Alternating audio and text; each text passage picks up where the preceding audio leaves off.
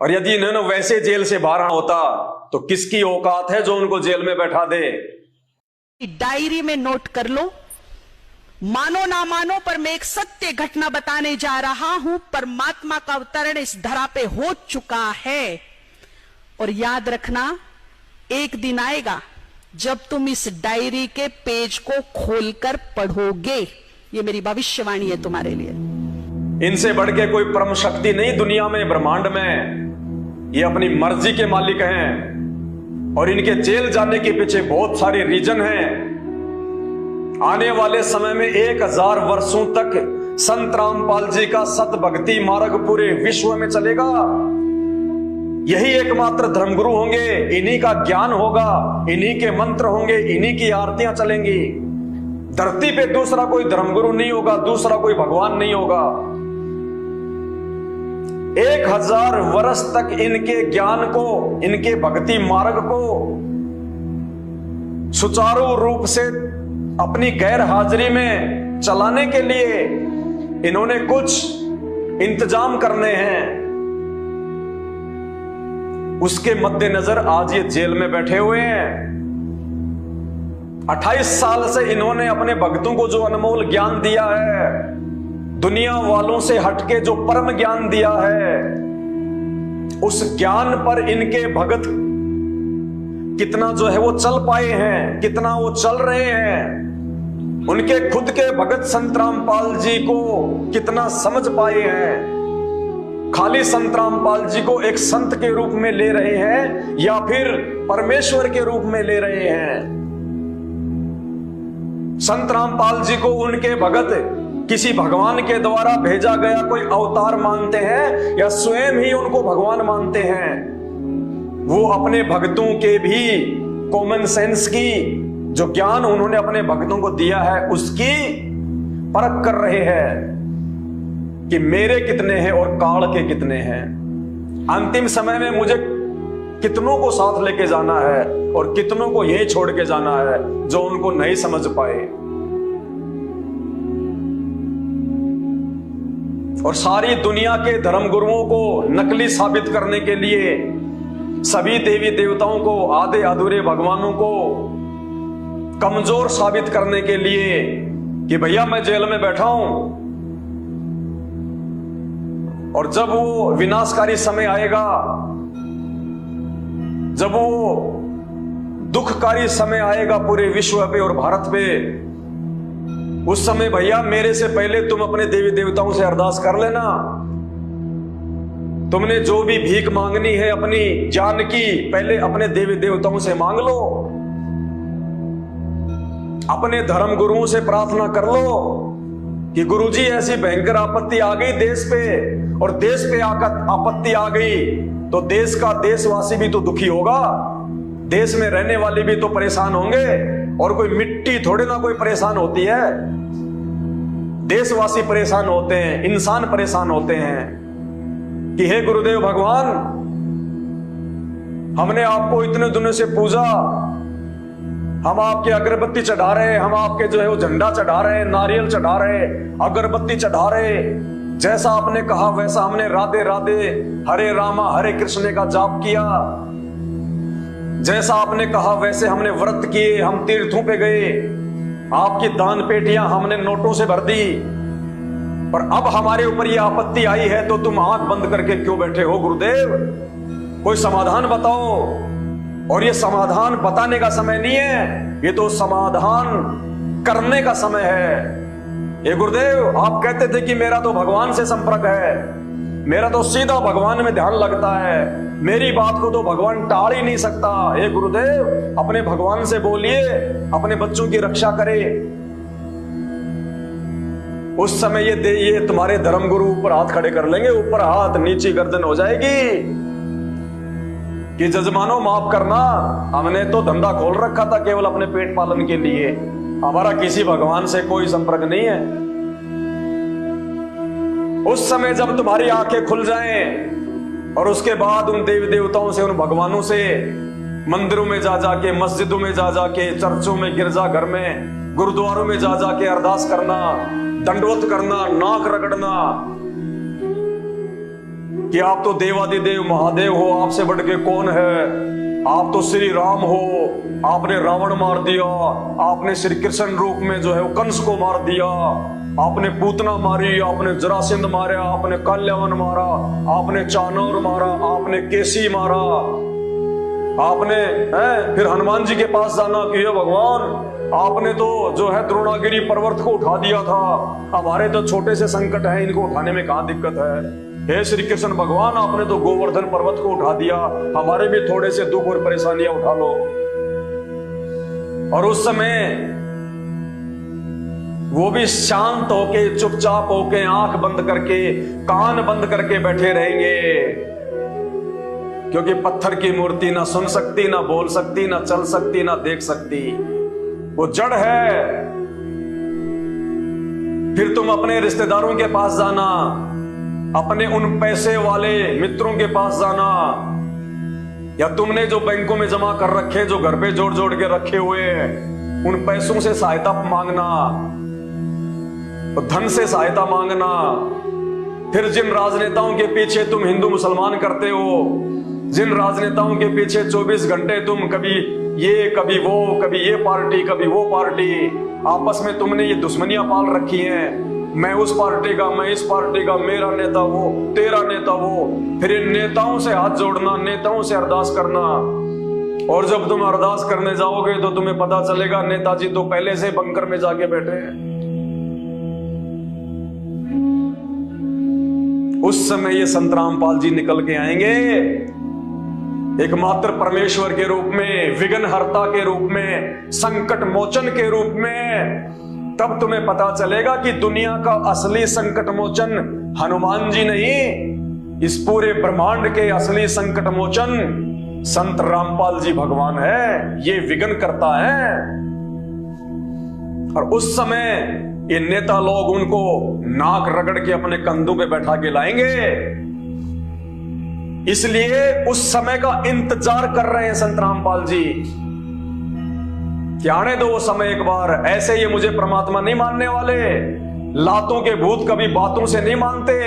जब ये प्रकृति तुम्हारे ऊपर लातों की बौछार करेगी, आपत्ति और विपत्तियों की बौछार करेगी, तब तुम्हें वो परमात्मा याद आएगा, तब तुम शीघ्र स्वीकार कर लोगे, हाँ जी आप ही राम, आप ही हमारे कृष्ण, आप ही हमारे भगवान, आप ही हमारे बुद्ध, आप ही हमारे ईसा मसीह। फिर कोई वाद विवाद नहीं करेगा जैसा कि आज कर रहे हैं कि संत रामपाल जी कहां से भगवान हो गए। अरे आज से पहले जो ईसा मसीह आया था वो कैसे भगवान हो गया, वो भी तो इंसान था। श्री रामचंद्र जी कहां से भगवान हो गए, वो भी तो इंसान थे। श्री कृष्ण जी फिर कहां से भगवान हो गए, वो भी तो इंसान थे। बुद्ध कहां से भगवान हो गया, वो भी तो इंसान था, या कोई सींग वांग या कोई पूंछ वांस लगा के आए थे वो। फिर दुनिया की अकल ठिकाने आएगी जब खुद की जान पे आफत आएगी। उस समय ये भगवान जिनको तुम बंधनों में बंधा हुआ समझ रहे हो अपनी अज्ञानता के चलते, फिर तुम्हें पता चलेगा कि बंधन मुक्त कौन है और बंधन युक्त कौन है। इसलिए समय का इंतजार करो। बाकी भगवान अपनी लीला करके जा चुके हैं, राम कृष्ण सब, और उनका निष्कर्ष भी निकल चुका है। उनका सामर्थ्य, उनकी समर्थता, उनकी कमजोरी, उनके कृत्य, उनके कुकृत्य सब सामने आ चुके हैं। अभी संत Rampal ji on the way हैं, अभी दुनिया छोड़ के गए नहीं है। इनकी जो हिस्ट्री लिखी जाएगी वो आज से पहले किसी देव महादेव की नहीं लिखी गई। ये पूर्ण परमेश्वर है। इन्हें आप अपनी तरह हार्ड मास का कोई पुतला मत समझ लेना। ये दिखाई जरूर दे रहे हैं आप और हमारी तरह, ये हार्ड मास का पुतला नहीं है। ये सह शरीर आए थे और सह शरीर जाएंगे। ये कबीर परमात्मा है। 650 साल पहले जो कबीर जी मगहर से सह शरीर गए थे, पीछे से जब उनकी बॉडी को देखा तो फूलों में तब्दील थी। नानक जी जब शरीर छोड़ा तो उनकी बॉडी फूलों में तब्दील हो चुकी थी, क्योंकि नानक जी भी उसी कबीर परमात्मा के रूप में थे। और ये संत रामपाल जी आज स्वयं कबीर परमात्मा है। ये किसी के रूप में नहीं है, खुद में खुद धरती पे आके बैठा हुआ है। ये संत रामपाल जी ना ही तो श्री रामचंद्र जी की तरह जल में डूब के जल समाधि लेके दर्दनाक अकाल मौत मरेंगे, ना ही श्री कृष्ण जी की तरह पैर में जहरीला तीर लगने से दर्दनाक मौत मरेंगे, ना ही महात्मा बुद्ध की तरह जहरीला भोजन करने से पूरे शरीर में जहर फैलने से मरेंगे, और ना ही ईसा मसीह की तरह सूली पे लटक के हाथों में पैरों में छाती में कील ठुकवा के मरेंगे। ये सबका बाप है, सबका पिता है, मसीहों का मसीहा है, ये सच्चा वाहे गुरु है, आदि अनादि सत्य पुरुष है और धरती पे स्वयं प्रकट है। और दुनिया देखेगी जब ये इस धरती से जाएंगे अपनी आंख फाड़ फाड़ के, वो गए गुरुजी, वो गए परमात्मा, वो जा रहे हमारे बंदी छोड़, वो जा रहे आदि राम। सह शरीर जाएंगे, सह शरीर, क्योंकि इनका शरीर आप और हमारी तरह हाड़ मांस का पुतला नहीं है, ये भगवान है। अंत में दुनिया को वो चमत्कार दिखा के जाएगा। जो लोग भक्ति के निकट भी नहीं है वो भी पैरों में पड़ जाएंगे। ये दुनिया ऐसे इनको भगवान नहीं मानने वाली। तो सबसे पहले तो प्रकृति की मार पड़ेगी भयंकर। आगामी 4 से 5 वर्षों में जब दुनिया को नानी याद आएगी ना, अभी दुनिया का दिमाग उनकी जो है वो गुद्दी में है, अभी दुनिया की बुद्धि उनकी गुद्दी में है। जब तक उनकी बुद्धि, उनका अभिमान, उनका अहंकार उनके ये घुटनों में नहीं आएगा, तब तक ये संत रामपाल जी को भगवान के रूप में नहीं मानने वाले। बकवाद करते हैं, जेल में है, भगवान क्यों है, ये है, वो है। थोड़ा सा इंतजार करो, अब ज्यादा समय नहीं रह गया। बुद्धिमान वो होगा जो समय रहते उनकी शरण में आ जाएगा, उनको अपना मसीहा स्वीकार कर लेगा, उनके सत्संग सुनना प्रारंभ कर देगा। वरना एक छोटा सा भूत प्रेत जब किसी में प्रवेश कर जाता है तो नानी याद दिला देता है। और आने वाले समय में इस प्रकृति का जो भयावह रौद्र रूप सबके सामने आने वाला है, नानी की नानी याद आएगी, छठी का दूध। और जो जितना लेट आएगा उसकी उतनी ही लेट सुनवाई होगी, ये भी कान खोल के सुन लेना। जो जितना लेट संत रामपाल जी के शरण में आएगा उसकी उतनी ही लेट सुनवाई होगी। तो ये बंधन युक्त नहीं है, ये बंधन मुक्त परमात्मा है। ये आपकी दृष्टि में,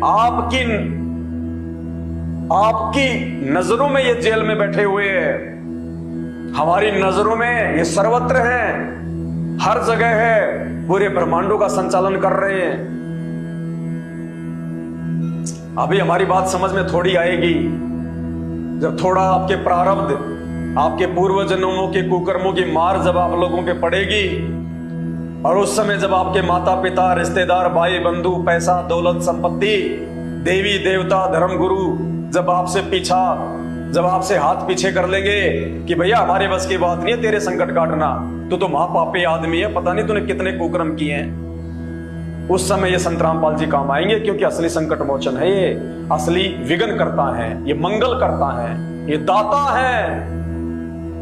उस समय पता चलेगा कि कौन बंधन में है और कौन बंधनों से छुड़वाने के लिए, हमें जन्म और मृत्यु के बंधनों से छुड़वाने के लिए, 84 लाख योनियों के बंधनों से छुड़वाने के लिए धरती पे आए हुए हैं। तो त्रेता युग में जन्मे दशरथ पुत्र, सीता के भरतार, लक्ष्मण के भाई, हनुमान जी के भगवान श्री राम, राम रावण युद्ध में अपने खुद के बंधन नहीं कटवा पाए, वो तो इतिहास बन चुका है, नकार नहीं सकता कोई। एक सांप से अपने आप को बंधन मुक्त नहीं कर पाए, उनके वाहन ने, गरुड़ जी ने आके उनके बंधन काटे। तो उनमें कितनी सामर्थ्यता है, उनमें कितनी योग्यता है, वो कहां तक के भगवान हैं। और आने वाले समय में जो श्री रामचंद्र जी नागफास से खुद के बंधन नहीं जो है काट पाए, आने वाले समय में जब ये प्रकृति अपना रौद्र रूप दिखाएगी, तुम्हारे बंधन कहां से काट देगी मेरे बंधुओं। समय है, संत रामपाल जी की शरण में आ जाओ। बाद में रोने धोने पछतावे के अलावा, सिर पे हाथ पटक पटक के खून के आंसू रोने के अलावा कुछ भी शेष नहीं रहेगा। और जितने भी लोग जो गालियां निकालते हैं जो कमेंट्स में, चुन चुन के हिसाब देना पड़ेगा, चुन चुन के। मैं अरदास करता हूं मेरे गुरुदेव भगवान से कि परमेश्वर इनकी जीभ में कहीं कोई कैंसर ना हो जाए परमात्मा, क्योंकि इन मंद बुद्धियों को ये नहीं पता ये किस ये किस परम शक्ति के लिए, ये किस महापुरुष को गालियां दे रहे हैं, ये किस आदि पुरुष के लिए उल्टे सीधे और भद्दे कमेंट्स कर रहे हैं। मुझे डर है कि कहीं आप लोगों की जीभ में कैंसर ना हो जाए, क्योंकि ये परम संत है, और उस परम संत की अगर सौपन में भी किसी ने निंदा की है, उसको बहुत भयंकर सजा भोगनी पड़ी अपने जो है वो कर्मों की। तो मुझे दुख है इस बात का कि आप लोगों की जीभ में कहीं कैंसर ना हो जाए। साधु संतों के विषय में बहुत सोच समझ के मुख से एक एक शब्द निकालना पड़ता है, और ये कोई नकली साधु संत नहीं है, कोई नकली धर्मगुरु नहीं है, लोगों के दान पे जीवन यापन करने वाला ये कोई भिखारी नहीं है, ये पूरी दुनिया को भीख देने वाला दाता है। दाता एक राम, भिखारी सारी दुनिया। बहुत सोच समझ के निंदा करने से पहले आंख फाड़ के देख लेना, इनके सत्संग सुन लेना पहले। कहते हैं तिनका कभू ना नींदिए जो पांव तले होए। एक तिनका, एक घास का तिनका कहते हैं, उसकी भी निंदा नहीं करनी चाहिए जो पैर के नीचे है। तिनका कभू ना नींदिए जो पांव तले होए, वो कब ऊठ आंखन में गिरे फिर पीड़ा गणेरी होए। ना जाने वो तिनका भी कब उठ के हवा से आपकी आंख में आ गिरे और भयंकर वो पीड़ा दे देता है। तो ये तो वो परम संत है, आदि पुरुष है, अनादि पुरुष है। लेकिन ये अपनी तरफ से ये किसी को कोई जो है श्राप नहीं देता। श्राप देते हैं घटिया लोग जिनको ज्ञान नहीं होता, जो आधे अधूरे जो भगवान होते हैं, अपने आप को बड़ा साबित करने के लिए वो लोग देते हैं श्राप। जो परम संत होता है, हम सब उसके बच्चे हैं। बाप कभी अपने बच्चों को श्राप नहीं देता, लेकिन उस बाप का एक विधान है, एक रूल है कि राम किसी को मारे नहीं, और मारे तो हत्यारा राम। ये श्री रामचंद्र जी की तरह नहीं है जिन्हें राम रावण युद्ध में 18 करोड़ लोग मरवा दिए अपनी औरत के लिए। अरे भगवान थे, सर्वशक्तिशाली थे, सर्वशक्तिमान थे, सृष्टि के रचनहार थे, आदि पुरुष थे। तो अपनी औरत के लिए 18 करोड़ लोग क्यों मरवाए? खुद जाके लेके आते रावण से युद्ध करके, तब मानते कि हाँ ये पावरफुल है, ये भगवान है, ये परमात्मा है। 18 करोड़ लोग मरवा दिए अपनी औरत के लिए, वो भगवान कहां से हो गया? स्वयं में अगर सामर्थ्य था, अगर वो पुरुषार्थ था, स्वयं लेके आते, तब मानते कि आदि राम है। तो कहते हैं वो राम, वो आदि राम, सबका बाप। राम किसी को मारे नहीं, मारे तो हत्यारा राम।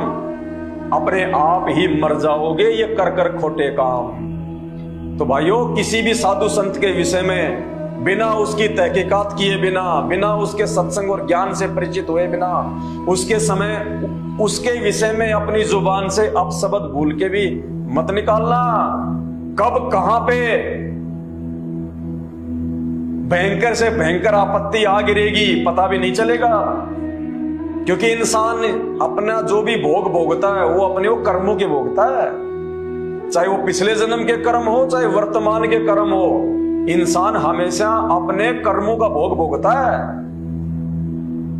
जैसे श्री रामचंद्र जी ने मजाक कर दिया नारद जी के साथ में, बंदर का मुंह लगा दिया, वो कर्म किया उन्होंने, वो मजाक किया, उसका भोग श्री रामचंद्र जी को भोगना पड़ा। नारद ने उनको श्राप दे दिया। तो समझो इन बातों को।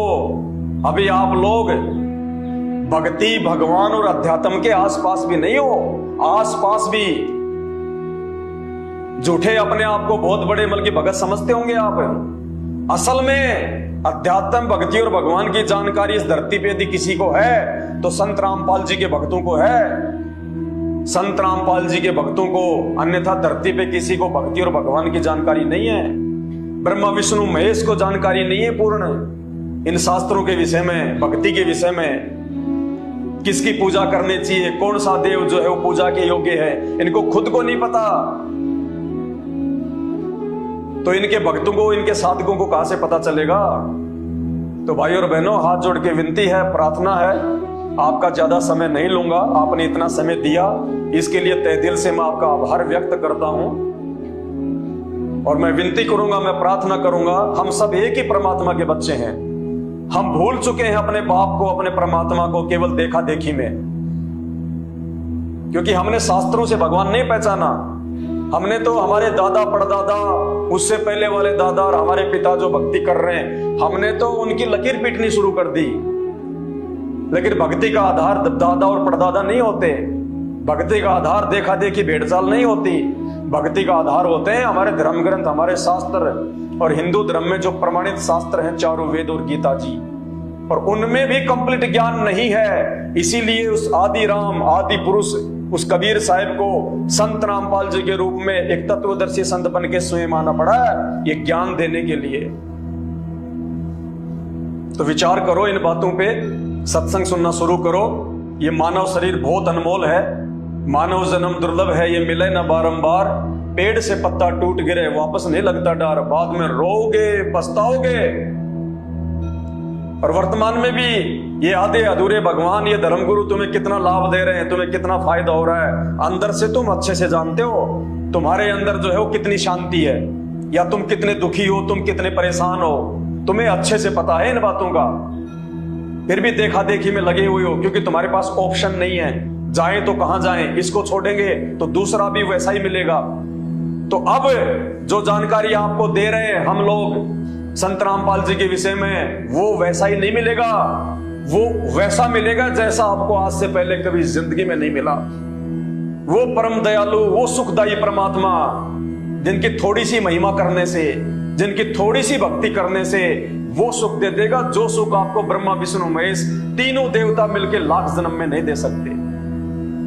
और फिर देखो, जो आत्मिक सेटिस्फैक्शन आपको मिलेगा, उसकी आप कल्पना भी नहीं कर सकते।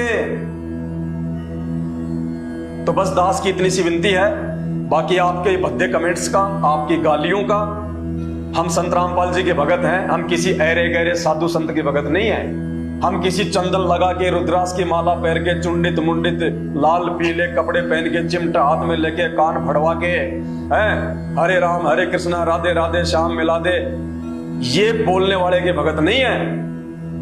हम सर्वशक्तिशाली, सर्वशक्तिमान परम पुरुष, आदि पुरुष, अनादि पुरुष संत रामपाल जी के भगत हैं, जो प्रमाणित संत हैं शास्त्रों के अनुसार। और उनकी भक्ति का ये असर है, ये प्रभाव है।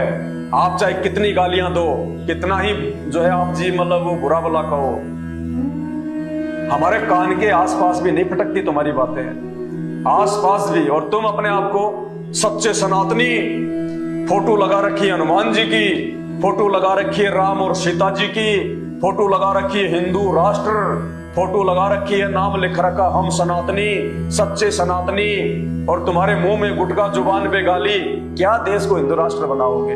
पहले खुद तो सुधर जाओ, पहले खुद तो संभल जाओ, पहले अपने आप को चेंज करो, अपने आचरण को चेंज करो, अपनी आत्मा को साफ करो। अरे आत्मा तो तब साफ होगी जब पहले आप अपने मुंह को साफ करोगे। तो हमारे अंदर संत रामपाल जी भगवान ने भक्ति का वो सॉफ्टवेयर डाल रखा है, जिसका दुनिया में कोई एंटीवायरस नहीं है, जिसको कोई तोड़ नहीं सकता उस सॉफ्टवेयर को संत रामपाल जी के अलावा, और वो कभी तोड़ेंगे नहीं। तो हमारे ऊपर आपकी गालियों का, आपके इन भद्दे कमेंट्स का कोई असर नहीं पड़ता है। हमारे अंदर इतनी सी भावना भी नहीं आती। हम तो ये सोचते हैं कि परमात्मा कितने नादान हैं, कितने बुद्धिहीन हैं।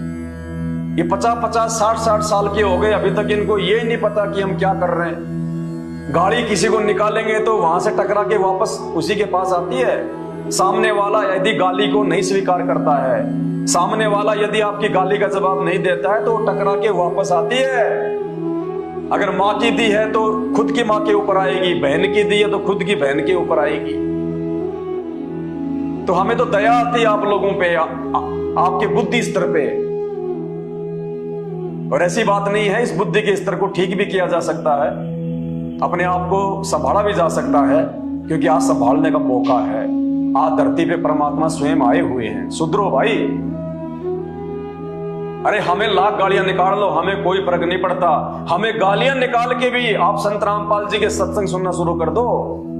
हम तो उसमें भी खुश हैं कि कम से कम हमारे भाई बहनों का जीवन तो जो है वो संवर जाएगा।